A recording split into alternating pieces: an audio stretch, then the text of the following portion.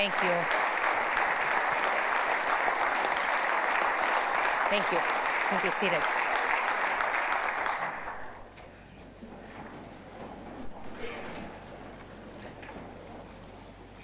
Lieutenant Governor Roden, Mr. Speaker, members of the House and Senate, Chief Justice Jensen, Supreme Court justices, constitutional officers, and my fellow South Dakotans.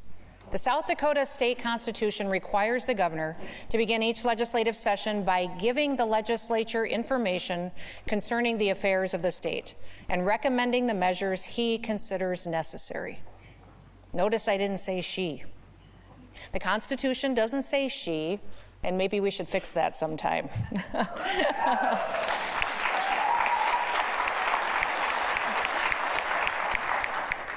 It's also the perfect time for me to come before you to let you know that I am a brand new grandmother. I have a new grandbaby.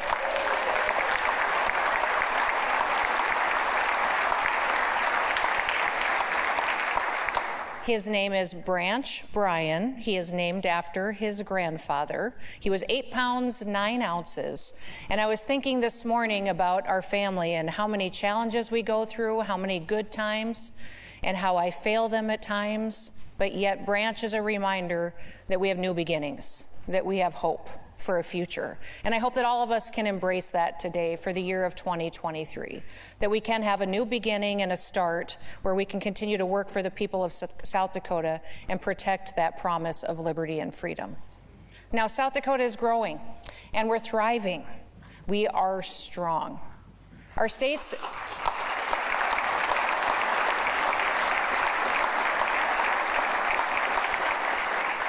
state's agriculture industry is now a $32 billion industry. It's responsible for 1 in 5 jobs in our state. We need to continue to preserve agriculture's future. You know, tourism, financial services, and other industries are also growing as well. That's all great news. Today I'm going to share with you how our state has become the #1 state for individuals, for families, and businesses to build the American dream. Now, we've also promoted our state, and we've promoted stronger families, and we're also going to continue to secure South Dakota far into the future. We are #1 in the nation for personal income growth over the past several years. That is how South Dakotans build the American dream, by working hard and earning more than they have before. We have the fastest growth of housing developments in the entire country. We have the most family-owned businesses of any state. That's part of how we make families stronger. We have the most registered hunters per capita of any state as well, which is something I'm extremely proud of. And we were recognized as a state for making the best decisions by the American Legislative Exchange Council. One more thing.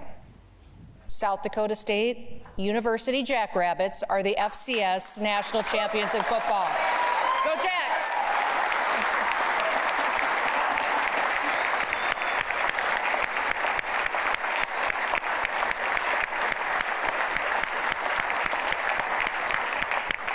I understand the team's going to be with us next week, so that'll be a fun day to celebrate as well. I normally wait to honor our military until the end of this speech, but I wanted to highlight this now. We are the #1 state in a nation to live and to work as a soldier, an airman, and a veteran. That is how we make South Dakota safer and more secure for the future. Both our Army and our Air Guard units have led the nation. They're winning award after award for the best units in this country. Just this past month, we deployed the 109th Regional Support Group to the Middle East as part of Operation Inherent Resolve. But the National Guard stands ready right here at home, too. When the winter snow and bitter cold hit our state just before Christmas, the men and women in uniform took time away from their families in need across their state. They went and helped other communities and individuals who needed assistance to get through that bitter cold. They went to our reservations that asked for assistance and needed it as well. Would everyone who is here that is a veteran or serves in the National Guard please rise so you can be recognized and thanked by all of those here in attendance today.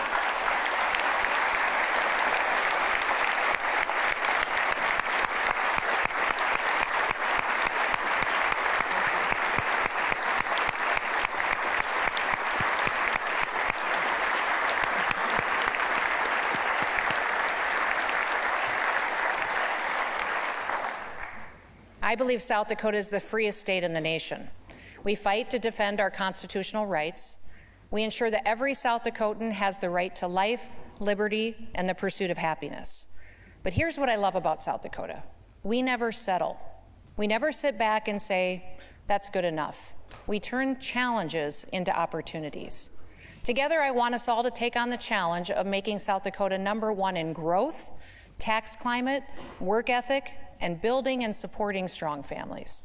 Our nation was built on freedom, but our constitutional freedoms are under assault from Washington, D.C. America needs South Dakota's example of how conservative policies and values make people's lives better. These policies bring success and they bring hope. In the last 4 years, we made South Dakota the strongest state in America by making it the state to pursue an American dream, a state for stronger families and a secure state. In the next 4, we're going to prove that the best is yet to come. Now, together, we have to continue to build and to advance that American dream. And in this legislative session, we will accomplish that. We're going to accomplish it by cutting taxes for people. We continue to have record surpluses. And what should we do with those surpluses? My answer is simple. Cut taxes and provide relief for South Dakotans.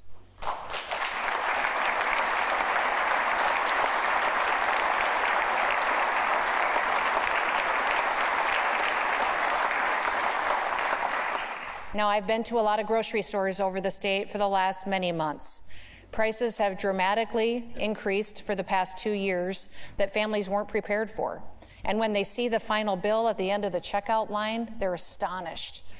When I was standing there at dozens of grocery stores running the checkout line, talking to people, about 1 out of every 4 shoppers had to go put something back on the shelf because they didn't have enough money to pay for it. It was shocking. Folks, listen, South Dakotans need this relief. And it's not up to us to pick and choose how they use their extra dollars that are in their pocket. By cutting the sales tax, we will help every single family in this state, and then they have the freedom to decide how to use those dollars to meet their needs in their family. And again, isn't South Dakota all about embracing freedom and helping every single person, not just picking winners and losers? Now, Fair Market is a store in Sioux Falls. It provides a special service to those who need it. They offer groceries for about half the price that you see in a typical grocery store. Kristen Johnson recognized the need for affordable groceries in her community, so she opened up Fair Market in early 2021. She's had to relocate. She's expanded multiple times as demand grew, and just last month they opened a second location on the west side of Sioux Falls. When I visited their store, I met customers who were so grateful for the opportunity that Fair Market provides. Because many of their groceries are reclaimed, that means that they've had a branding change. Maybe it's a damaged can, maybe it's a seasonal good, or maybe it's because there's a market surplus. But because they are reclaimed, there's always something new and unique and more affordable for customers. Many of these customers enjoy looking in the store, hunting for unique finds. Now, Kristen, with her husband Greg, and Danelle, who works for them, are here today. Would you all please stand where you are? They're right over here.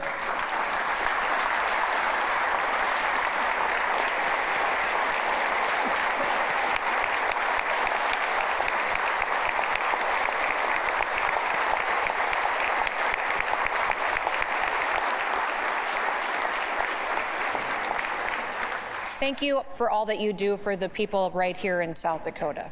Fair Market's customers will greatly benefit from the elimination of the sales tax on groceries, but so will every single South Dakota family, every person, every small business owner, even every homeowner. Our economy is the strongest it's ever been. Our revenues continue to grow. December revenues have us up another $10 million above legislative adopted estimates. Now is the time. Let's get this done.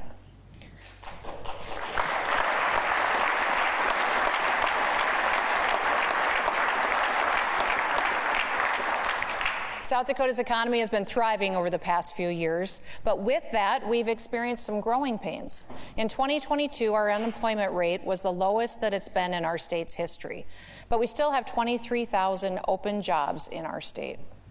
During my first year in office, I signed legislation that recognized occupational licenses for military spouses who moved to our state. Then 2 years ago, in response to the challenge of filling healthcare jobs, I proposed legislation to recognize the healthcare licenses of folks moving here from all other states. Thank you for the help with that. That legislation expanded to other professions, and it helped us fill many jobs here. We have an opportunity to finish the job this legislative session, to provide a path to recognize licenses of just about every single profession in this state. When other states have done this, they have seen their workforces grow almost immediately. Arizona's workforce has grown by about 5,000 workers since their law was implemented. Thousands more in the future to come as well. That's the kind of drastic workforce boost that we need right here in South Dakota. We are constantly looking for opportunities to expand registered apprenticeship programs here in our state. And just last month, the Department of Labor and Regulation awarded 4 grants to create apprenticeship pipelines for high schoolers across the state. The 4 recipients of these grants were Bear Butte Gardens for agriculture, Belfouche School District for healthcare, Harrisburg School District for agriculture, and Dakota State University for education. Later this week, they'll announce even more awards. More and more businesses are realizing the value of these apprenticeship programs. I want to highlight Lemonade Butcher Shop in Lemon, South Dakota, which was incorporated an apprenticeship program to hire and to train new staff. They initially hired one employee named Jesse, who is now supervising more people that are going through that program. That allowed the owner this year, for the very first time, to take his first vacation. Now that's making the American dream come true. Howe Incorporated in Sioux Falls has used apprenticeships to build their workforce for decades. When they gave me a tour of their apprenticeship program, it was so impressive. It was incredible. They already provide apprenticeships in plumbing, fire protection, HVAC, sheet metal, and they recently worked with the Department of Labor and Regulation to add a mechatronics apprentice program. And they're currently in the process of setting up another program for sprinkler filters. Now, over the years, Howe has used their apprenticeship program to hire more than 60 employees. It's been a total game changer for them and for their workforce. Other companies can seize this opportunity as well. I want South Dakota businesses to continue to start apprenticeship programs. If you are interested in launching one at your business, please reach out to our Department of Health and Labor. Reach out to us. And stay tuned for more news later this year about expanding these apprenticeship programs throughout the entire state. South Dakota is going to continue to attract the careers of the future and address our workforce challenges. In the last year, you worked with me to expand Dakota State University's cyber research capabilities. It's going to bring 500 six-figure jobs to Sioux Falls. Now, more importantly, it's going to give our kids and our grandkids another reason to pursue the career of their dreams right here in South Dakota. I promised to bring the next big industry to our state with you, and this is it.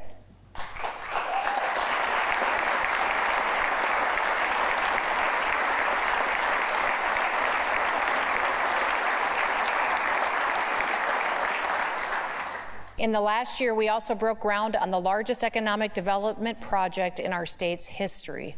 GEVO's Net Zero 1 site in Lake Preston is the first ever billion-dollar investment in South Dakota.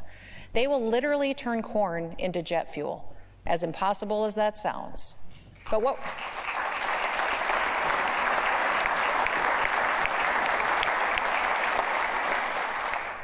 what we're doing in South Dakota is reverberating across this country and around the world. We would be growing even more if there wasn't federal mandates preventing companies from coming here. President Biden just extended those mandates last week. We're in touch with a company in Canada that wants to move their business to the Black Hills. I can't share a lot of details with you yet, but we're very excited about this company. They are currently buying property that they haven't even seen in person, and this family and their business have suffered due to the COVID restrictions and vaccine mandates in Canada. Their daughter was even expelled from her university for refusing the vaccine. They are ready to gain back their freedoms. They want to grow their business and improve their quality of life right here in our state. The Biden administration's vaccine mandates are standing in their way. We are going to help them, and we're going to help them start a new beginning right here in South Dakota and embrace their freedom again. And we aren't just bringing new businesses to South Dakota. Our existing businesses are growing and they're thriving. Valley Queen and Millbank broke ground this year on a $200 million expansion that will create an additional 140 jobs for that community. South Dakota's total milk production has risen 11% in the last year. That's going to continue to increase once this facility is completed. The Governor's Office of Economic Development has facilitated $1.7 billion in new economic investments in South Dakota over the last year. That has created 2,400 new jobs. In fact, in my first term, we delivered more economic investment in South Dakota than the previous 10 years combined. That's the kind of success that you only see in a state where government is limited, where personal responsibility is central to everything and the private sector is unleashed.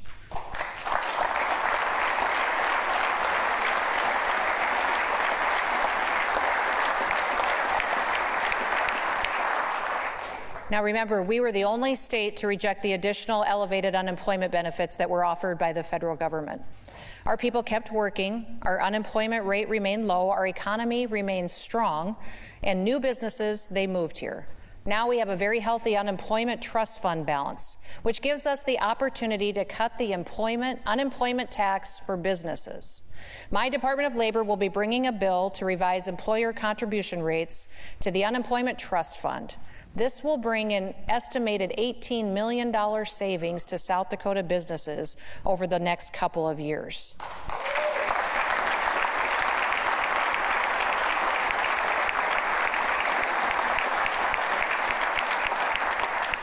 We're continuing to break records for tourism. It's no secret that folks have been visiting South Dakota by the millions, and that many of them first heard about us during the pandemic. In 2020, we broke the record for the most visitors to South Dakota state parks. In 2021, we shattered that record and broke the record for visitor spending as well.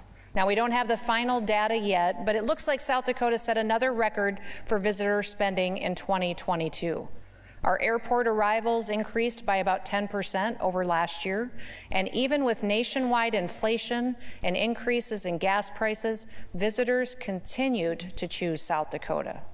Our economy is reaping the benefits, and in fact, tourism revenue, it decreases the tax burden by $1,000 per South Dakota family. The tourism industry also supports 57,000 jobs in our state. This year, the Department of Tourism will launch a dedicated Native American tourism marketing campaign. Beginning in 2023, bus tours will begin bringing domestic and international visitors to Pine Ridge, to Rosebud, Standing Rock, and Milks Camp.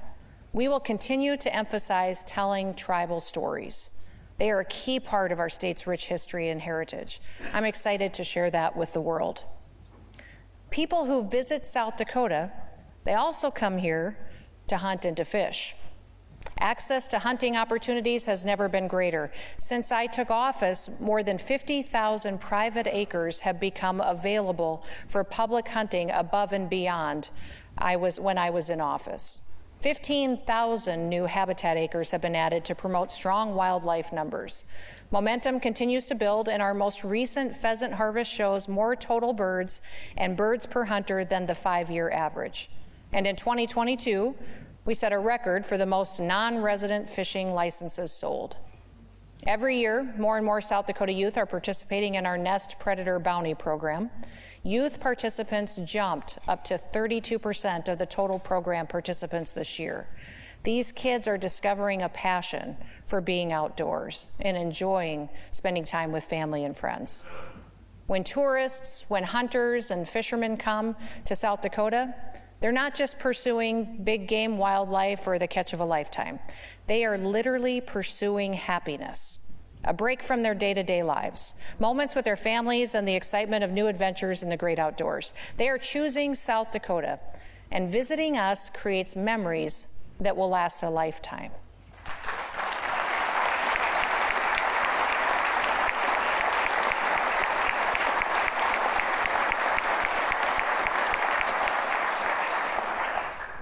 We will continue to work together to build stronger families in South Dakota. 3 years ago, we worked to pass legislation to provide paid family leave to state employees. This gave families the opportunity to bond with a newborn and adopted children. It also put us in a better position to attract top talent to our state government. This year, I want to expand that opportunity. Currently, the state provides paid family leave benefits at 60% of an employee's salary for 8 weeks. I'm proposing that we extend that benefit to 100% of salary for 12 weeks. And this new paid family leave policy won't just cover new births or adoption. It's also going to cover taking care of a child, a spouse, a parent with a serious health condition, or a situation where a spouse is called to active duty military service.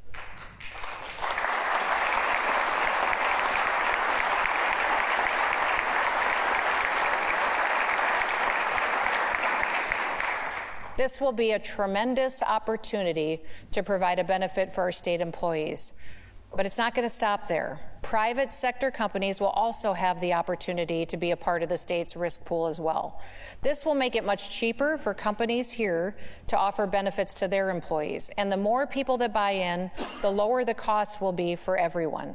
My budget provides $20 million in grants to incentivize the private sector companies to participate for the first few years.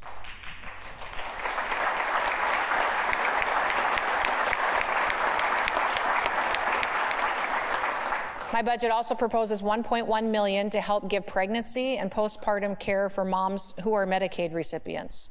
Pregnant moms who are at risk of poor birth and health conditions will receive coverage and receive intensive care management. This will help moms have a healthy pregnancy, and this care will extend after birth. Moms who are involved in this program have babies who are less likely to be admitted to the NICU. And after birth, these moms will be able to join the Bright Start program, which you all helped provide funding for last year. This proves our commitment to helping moms and families through whatever situation that they may face. We are going to help them and their babies both before birth and after. And we're also going to help families who adopt children who need a loving home. During my time as governor, I've emphasized adoption as an area where we can improve as a state. And my life.sd.gov website helps those families find resources that can help, whether they're adopting or whether they're giving up a child for adoption.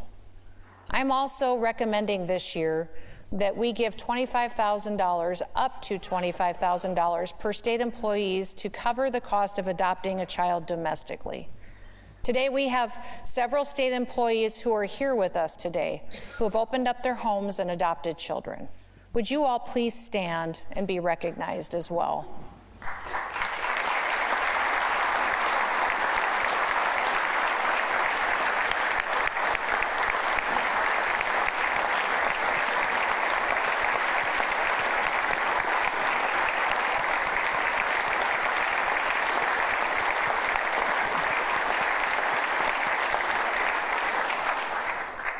We all should be able to agree that children deserve to have a permanent, loving home.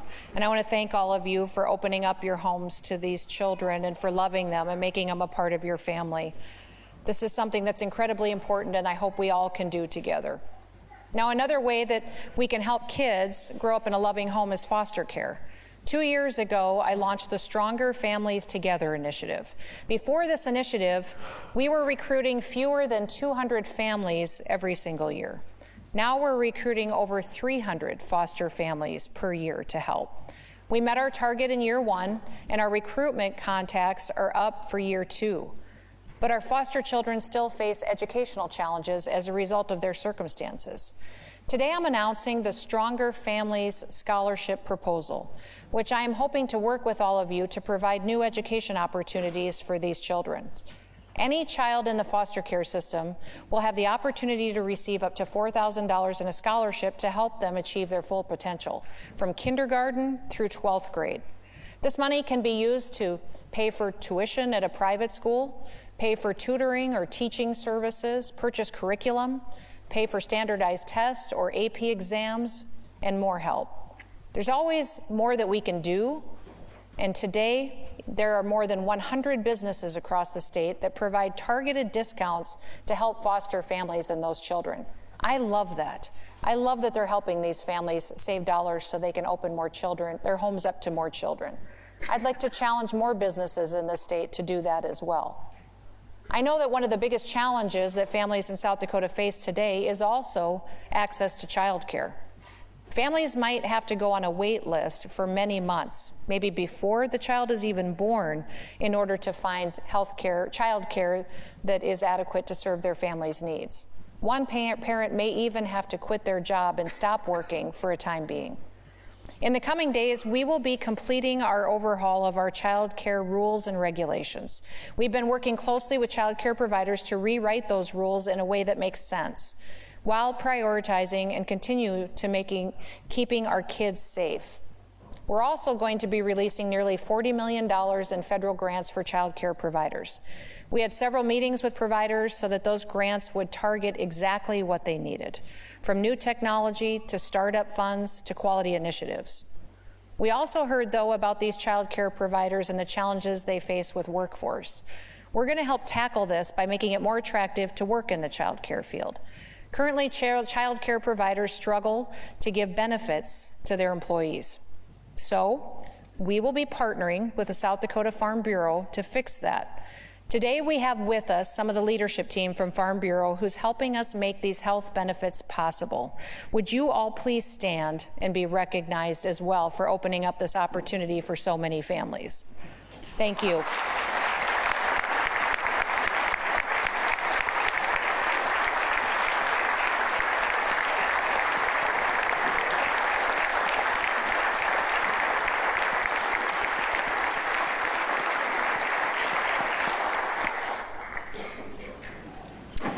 Through all of these efforts, we are making it clear that South Dakota prioritizes stronger families and giving families more options at home.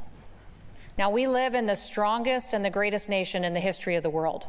With that greatness comes unique challenges, but we aren't afraid of challenges. As President Harry S. Truman famously said, America was not built on fear. America was built on courage, on imagination, and an unbeatable determination to do the job at hand.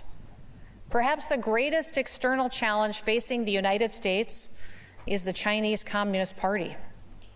They are using a popular app called TikTok to gather data on the American people and our people right here in South Dakota. It's possible they are using this app to gather users' keystrokes, which means that the Chinese Communist Party could have access to the financial information of tens of millions of Americans. It's an unacceptable security threat coming from a nation that hates America. Now, a little over a month ago, I signed an executive order banning TikTok for state government. And in doing so, South Dakota began an important movement. More than 20 different states have since taken action. Congress recently passed legislation to reflect this policy for the federal government as well. They all followed our lead, and that's the power of the example that South Dakota is setting for the nation. That's the responsibility that we all need to take seriously. People are watching what we do.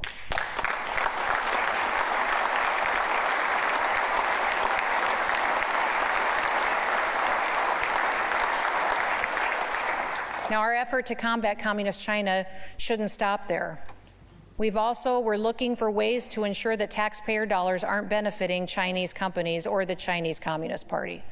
And I'm working with Senator Tobin and Representative Kamak on legislation to block purchases of South Dakota ag land from nations that hate us. This legislation is going to create a board called the Committee on Foreign Investment in the United States, South Dakota, or CFIUS-SD. This new board will include ag experts, national and state security experts, and legal counsel. It will review any purchase, lease, or transfer of South Dakota agriculture land by a foreign person, company, or entity, and make its recommendation to the governor whether the purchase should be approved. That's the kind of decisive action that we need. We all know what happened to our neighbors to the north, where a Chinese affiliate purchased land near a critical infrastructure to our national security. We cannot allow that to happen here. We can't allow Chinese interests to purchase any South Dakota ag land, much less any land near any military base or critical state infrastructure. South Dakota is going to set the example here too as well. Now, other states are already examining our legislation with plans to replicate it. I look forward to working with all of you and us getting it done to protect South Dakota and to protect the United States of America.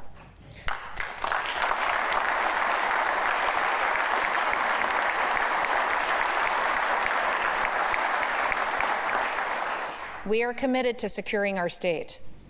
We're committed to honoring the men and women in uniform who make that possible. South Dakota respects our law enforcement. We've proven that in our actions and also in our words. We recruited out-of-state law enforcement officers to move to a state where they would be respected. It isn't just our law enforcement officers who go above and beyond the call of duty. I hear story after story of incredible South Dakotans who step up every single day. Stories like the staff at the Avera Adventera nursing home in Salem, who brought residents into an inner room at the nurses' station when the derecho hit their facility this spring. Those individuals had to physically hold the doors shut in their bare hands to keep them from being ripped off their hinges. And when the storm abated, everything on the other side of those doors were gone. These nursing home employees may have felt like they were just doing their job, but they saved so many lives that day. The staff of that nursing home is here with us all today. Would you all please stand and remain standing for just a minute? Stand up. We'll give you a round of applause, but don't sit down.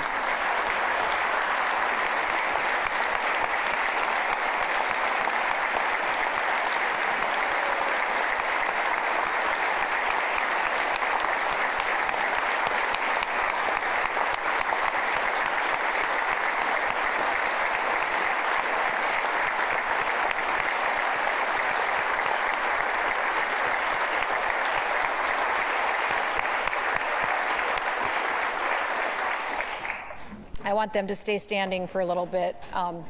When I was there right after the storm, I was shocked by what I saw. I had never seen a situation where people literally had to stand there and hold a flimsy door shut to protect people in the middle of the derecho tornado situation, and they did it to protect their residents and literally risked their lives to do it. It's incredible the devastation that happened and what they did that day.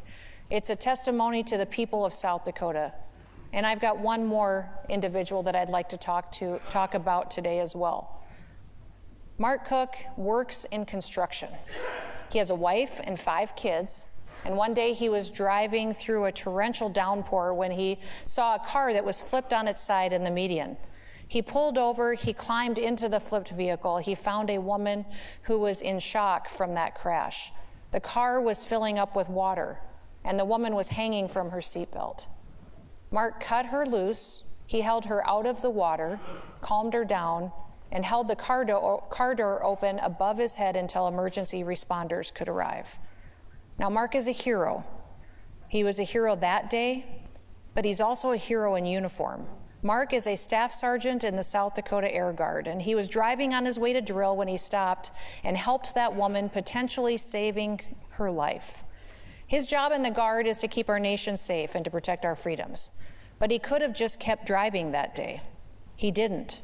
He pulled over, he stepped up, and Staff Sergeant Cook and his family are here today. Would you please stand as well to be recognized and be thanked for your heroism?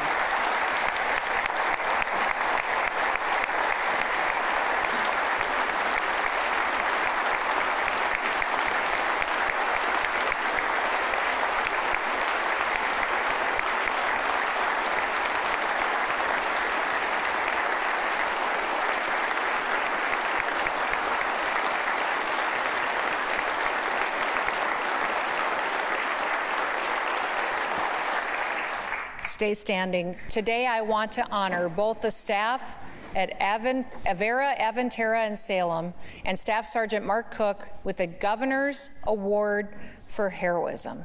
Thank you so much for being incredible witnesses to the extent to which South Dakotans will go above and beyond to protect and to serve each other. Thank you and congratulations on this award, and thank you for all that you do for your communities.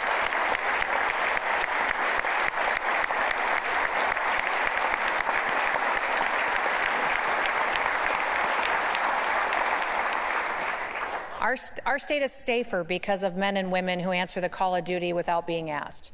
I'm proud to be a South Dakotan because of people like all of you. Thank you for setting the example. Now, ladies and gentlemen, that's the state of our state. For 4 years now, we have made South Dakota the state where anyone can come here and build their American dream. We've strengthened families, we've secured this state, and we have built here in the last 4 years exactly what our founding fathers envisioned when they created our nation. And the founders of our state who enshrined the phrase, "Under God, the people rule." We are just getting started.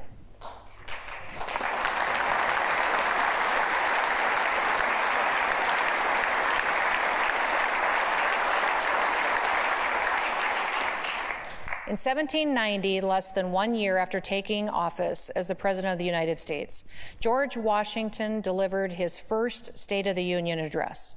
Now, some people think it was the best State of the Union ever delivered. It was also the shortest, so that might have been a reason why. But President Washington delivered an important point that I think we should all remember today. The welfare of our country is the great object to which our cares and efforts ought to be directed. I shall derive great satisfaction from a cooperation with you in the pleasing, though arduous task of ensuring to our fellow citizens the blessings for which they have the right to expect from a free, efficient, and equal government. That is still our task today, to ensure a free, an efficient, and an equal government for the people of South Dakota. I look forward to working with all of you to get that done, and may God bless you, and may God continue to bless the great state of South Dakota.